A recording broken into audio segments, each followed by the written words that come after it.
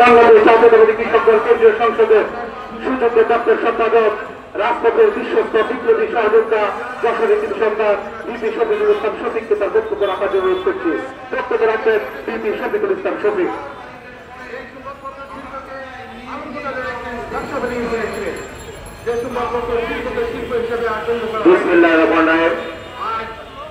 নির্বাচিত গণতান্ত্রিক সরকারি ভারতীয় অপপ্রচার ও ঘৃণ আগ্রাসন রুখে দেওয়ার মূলমন্ত্র দাবিতে আজকের প্রতিবাদ সভার সম্মানিত সভাপতি, গণ ঐক্য পরিষদের সম্মানিত সভাপতি, জাতীয়তাবাদী কৃষক দল কেন্দ্রীয় সংসদের সহ-সভাপতি, পাবনার কৃতি সন্তান, বিশিষ্ট শিল্পপতি, আমাদের শ্রদ্ধাভাজন নেতা মামুন রশিদ খান,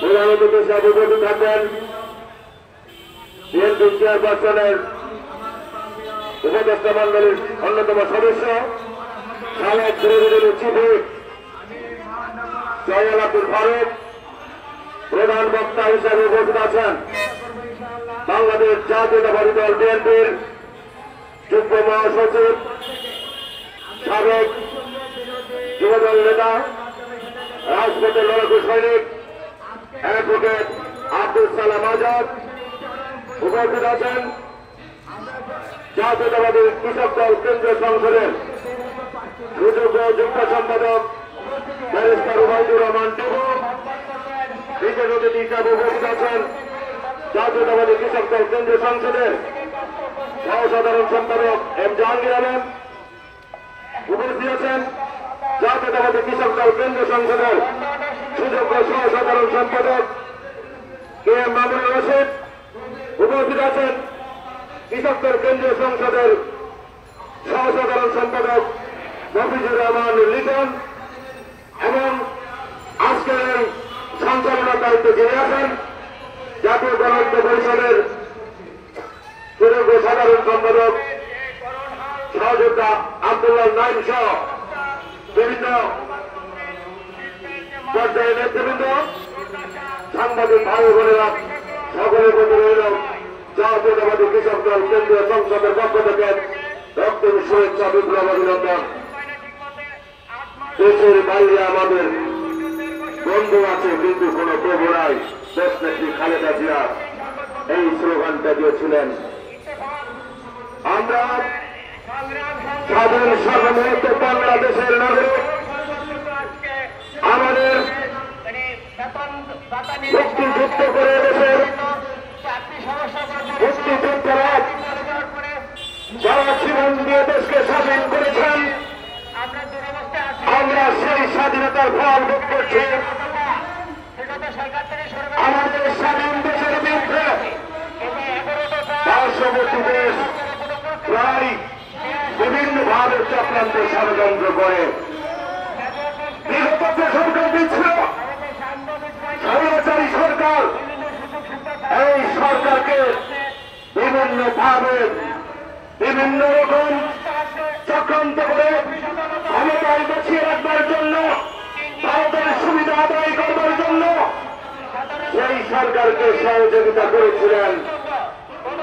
আজকে 5ই আগস্টে যখন সারা বাংলাদেশের ছাত্র জনতা, কৃষক, শ্রমিক জনতা আন্দোলনের মধ্য দিয়ে সেই স্বৈরাচারী সরকারের পতন হয়, সেই স্বৈরাচারের প্রধানমন্ত্রী সহ বিভিন্ন মন্ত্রী এমপিরা যখন পালিয়ে যায়, পালিয়ে গেছে কোথায়?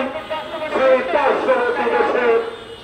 তারা সেখানে স্বৈরাচারী সরকারের সকল নেতা কর্মীদেরকে আশ্রয় দিয়ে তাদের নিয়ে বাংলাদেশের বিরুদ্ধে আবার গভীর চক্রান্ত ষড়যন্ত্র করতেছে। বাংলাদেশের আবহাওয়ার জনসাধারণ, আমরা শান্তিপ্রিয় মানুষ, যারা তাদের জীবন দিয়ে, যাদের ইচ্ছাকের বিনিময়ে, যাদের তাদের রক্তে রঞ্জিত করে দেশ স্বাধীন করেছে, সেই স্বাধীনতাকামী সকল মানুষ আজকে ঐক্যবদ্ধ। যে সমাজের সরকার এই দেশে অশান্তি সৃষ্টি করেছিল, দেশটাকে চিহ্নি করে ফেলেছিল,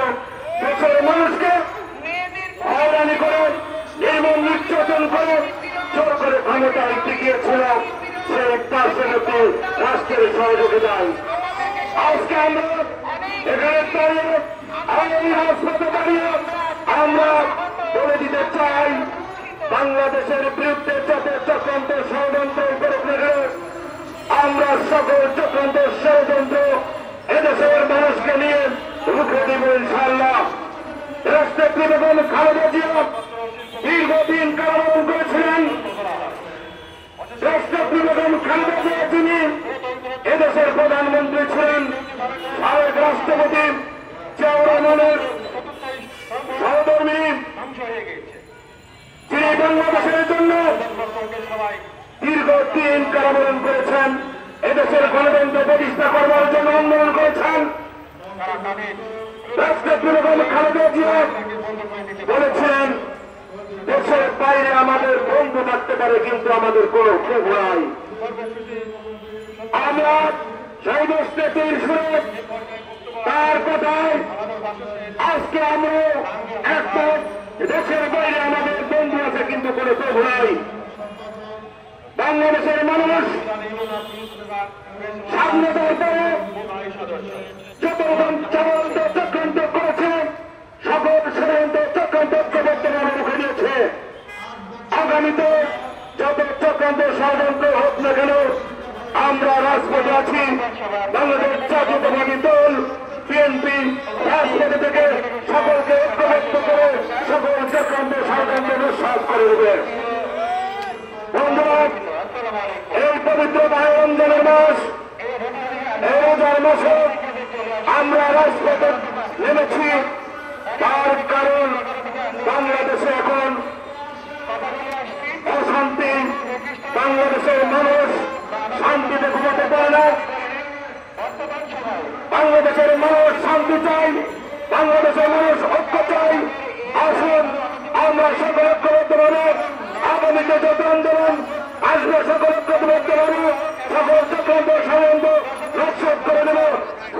সর্বশেষ একটি কথা বলে দিতে চাই, আজকে যারা ক্ষমতায় আছেন অনতিবিলম্বে একটি জাতীয় নির্বাচন নিরপেক্ষভাবে আপনারা পরিচালনা করবেন এবং দ্রুততম সময়ের মধ্যে এই নির্বাচন দিবেন এবং এই নির্বাচনে যারা ক্ষমতায় আসবে তারাই দেশ পরিচালনা করবে।